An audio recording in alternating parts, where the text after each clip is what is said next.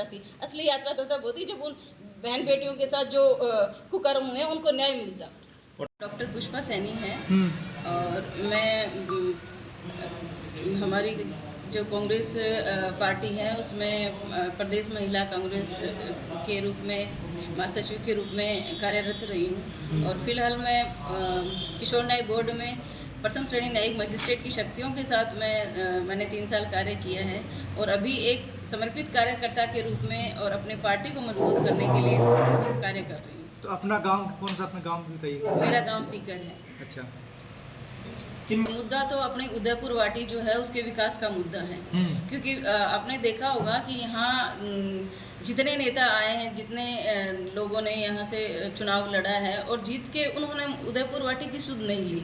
और जब अपन एंटर करते हैं उदयपुर वाटी में, आपने देखा होगा कि ऐसे लगता है कि 16वीं शताब्दी का उदयपुर वाटी है। आप समझ सकते हो मीडिया बंधु की यहाँ जो अपना ये भौगोलिक इसका जो आप समीकरण है अपने उदयपुर वाटी का, आपने देखा होगा कि एक टूरिस्ट पैलेस बन सकता है अगर किसी ने वास्तव में यहाँ ध्यान दिया होता तो मेरा इसमें यही रहेगा कि अपन मतलब बाहर जाते हैं जैसे चिल करने के लिए लोग जाते हैं परिवार को लेकिन अपने उदयपुर वाटी अगर ढंग से इसमें ध्यान देते हैं तो ये अपनी उदयपुर वाटी बहुत लाख गुना बेहतर है। तो इसके क्षेत्र में मैं काम करूंगी। दूसरी आप को पता है कि जो उदयपुर वाटी की मूलभूत समस्या है यहाँ की पानी की समस्या। यहाँ की जनता त्राहिमाम करती है क्योंकि ऊंची नीची जो धरातल क्षेत्र है पानी पहुँचता नहीं है। 50 साल पुराने मुझे लगता है यहाँ की जो पाइपलाइन है उसमें जबकि डाली हुई है तो अब वो कहीं से टूटी है फूटी है, कहीं किसी नेता ने संभाला नहीं। और कुंभाराम लिफ्ट कैनल का पानी लाने के लिए कई टाइम से चर्चा चल रही है लेकिन धरातल पे किसी ने काम नहीं किया। तो मैं ये इस क्षेत्र में भी प्रयास करूंगी कि अगर मुझे जनता का आशीर्वाद मिलता है तो ये जो पानी की समस्या है इसको मैं दूर करूंगी। एक और कहना चाहूँगी कि जैसे अभी थोड़े टाइम पहले सीमाकरण हुआ अपने इस उदयपुर वाटी का, तो उसमें जो मूल उपखंड है उसमें मान लो 15 पंचायत समितियां रखी और उपखंड में ज़्यादा रखी। इस प्रकार से इसका जो असमानीकरण किया गया है जिसमें जो जनता उदयपुर वाटी में जुड़ना चाह रही थी उसको अलग कर दिया गया। इस टाइप की जो समस्या एक धरातल पे भी आई है। तो मैं ये भी कोशिश करूँगी कि अगर हमारी कांग्रेस की सरकार दोबारा आती है तो मिल बैठ के जनता से सामंजस्य बिठा के इस समस्या को भी मैं दुरुस्त करने की कोशिश करूँगी। देखो, मीडिया के सामने मैं आज इसलिए आई हूँ क्योंकि मुझे हाईकमान ने कहा कि हो सकता है आपको चुनाव लड़ना पड़े, इसलिए बाकी मैं एक साधारण कार्यकर्ता के रूप में डोर टू डोर अपनी पार्टी को मजबूत करने के लिए संघर्षरत थी। और मुझे कॉन्फिडेंस हूँ कि हमारी जो पार्टी है कांग्रेस पार्टी ये दोबारा से रिपीट होगी। तो इसलिए मैं अपने को फ्रंट में रख के यहाँ काम नहीं कर रही थी। अपने यहाँ जो भी समाज बंधु है और अदर कम्युनिटी के लोग हैं उनसे मैं मिल रही थी और जो कांग्रेस की यहाँ जो उन्होंने विकास कार्य मान लो किया है तो उनके बारे में चर्चा कर रही थी। कहीं कोई कमियां हैं उनको दुरुस्त करने के लिए हम प्रयासरत थे। लेकिन अभी जब मुझे सीधे ये ग्रीन सिग्नल मिला कि आप जाओ, हो सकता है हम आपको वहाँ उतारें, तो इसलिए फिर मेरे को आपके सामने फ्रंट में आना पड़ा।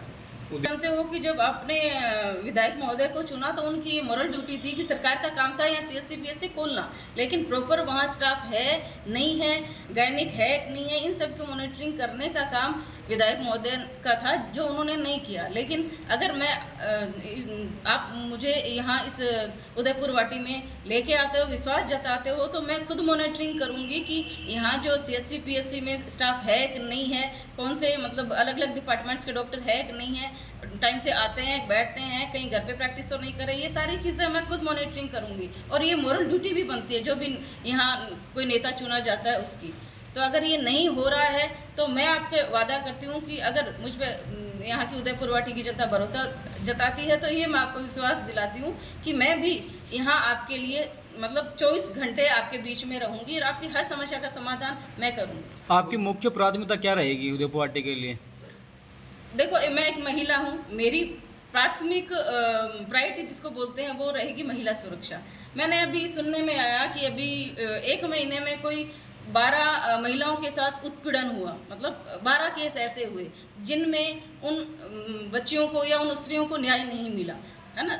यहाँ सारी व्यवस्थाएं हैं, थाने भी हैं, सारी चीज़ें हैं, पुलिस चौकियाँ भी है, लेकिन फिर भी तो कहीं ना कहीं कोई ऐसा लूप पॉइंट है जिसकी वजह से कानून भी अपना सही ढंग से काम नहीं कर पा रही है। तो उसके लिए भी मैं मॉनिटरिंग करूँगी कि ऐसा उनके साथ अगर हुआ है तो क्यों हुआ, कानून व्यवस्था में कहाँ खामियां रही हैं, तो उनको दुरुस्त करवाऊंगी। शिक्षा के क्षेत्र हाँ, सरकार का काम था स्कूलें खोलना, लेकिन वही बात आती है कि यहाँ प्रॉपर इंग्लिश मीडियम स्कूल के अकॉर्डिंग स्टाफ है कि नहीं है। अगर है तो वो टाइम से क्लासों में जाता है, नहीं जाता है। यहाँ मान लो बच्चों का जुड़ाव है, क्योंकि मतलब अभी क्योंकि नए नए ये जो स्कूल खोले हैं इंग्लिश मीडियम में, तो हमेशा एक सरकारी स्कूलों के प्रति एक भ्रम रहता है कि नहीं, अगर इंग्लिश पढ़ानी है तो प्राइवेट सेक्टर में भेजा जाए, प्राइवेट स्कूलों में भेजा जाए।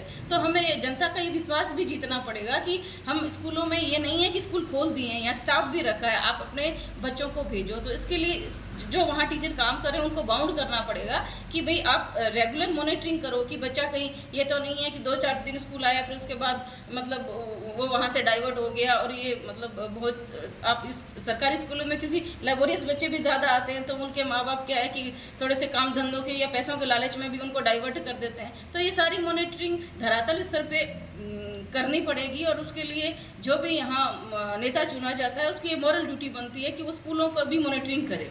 और अगर स्टाफ नहीं है, अगर आपको टिकट नहीं मिलता है तो क्या फिर आप दावेदारी करोगे यहाँ से? नहीं, अगर मैं यहाँ पार्टी की कार्यकर्ता बन के आई हूँ, अगर मुझे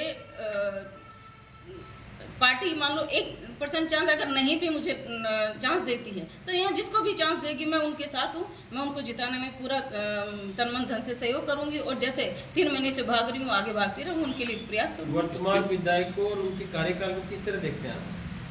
देखो, वर्तमान विधायक गुड्डा जी है, राजेंद्र जी गुड्डा, तो उनका मैं बहुत वीडियो देखती रहती हूँ, बहुत सारे उनके भाषण सुनती रहती हूँ। मुझे शर्म फील होती है, मैं बेबाक तरीके से आपको बताती हूँ। उनके जो बयान हैं, आप ये देखो कि वो बसपा से चुनाव जीते, फिर उनकी किन्हीं परिस्थितियों में वो कांग्रेस के साथ उन्होंने कोलैबोरेशन किया और शामिल हो गए। कई दिन तक उन्होंने सीएम साहब को परेशान किया मंत्री पद के लिए। जब उनको मंत्री पद मिल गया, मलाई खाने को मिल गई, तो उन्होंने मतलब अच्छी तरह उसको आप ये कह सकते हैं कि निचोड़ा, जहाँ से जो निकल सकता था वो उन्होंने अपने मतलब एसेट्स जुटाए, है ना। वो येन केन प्रकार हैं, चाहे गुंडागर्दी से हो, चाहे धमका के हो, या किसी भी तरीके से। फिर उसके बाद जब इस टाइप से वो अनाप शनाप, क्योंकि उनका मतलब उनका शब्दों पे कंट्रोल नहीं है, आप समझ सकते हो कि वो किस प्रकार की भाषा का उपयोग करते हैं। तो जब उनकी ये जो चीज़ें हैं वो इतनी बेबाकी उनकी बढ़ गई कि पार्टी ने उनको बाउंड किया, लेकिन फिर भी जब वो नहीं माने तो उनको मंत्री पद से बर्खास्त कर दिया। अब इसके बाद खिसिया ने बिल्ली खंबा नोचे वाली बात हुई, और उन्होंने अनाप शनाप, जैसे अपन किसी परिवार में जुड़ते हैं तो अपना घर का बुजुर्ग होता है या पार्टी का मुखिया होता है, उसको हम मतलब अपन अपने संस्कार कहते हैं कि अपन क्या बोल रहे हैं, तो वो अनाप शनाप सीएम साहब के लिए बोलने लगे। आप भी रात दिन देखते हो कि मतलब जिस आदमी ने आपको पाला पोसा, इतना मतलब इतना बड़ा पद दिया है आपको, और इसके बावजूद आप उसी मुखिया पे अब चिल्लेदर कर रहे हो। तो ये सब चीज़ें हैं जो उनके संस्कार को बताती है, और मुझे लगता नहीं कि उन्होंने कोई छोटे मोटी सड़कें नालियों का काम करवाने के अलावा कोई काम किया है। उसका फंड भी आपको पता है सरकार से आता है, इसलिए उनका कोई सहयोग इसमें नहीं है। विकास की वानगी क्या है ये आप सबसे कोई छुपा हुआ नहीं है।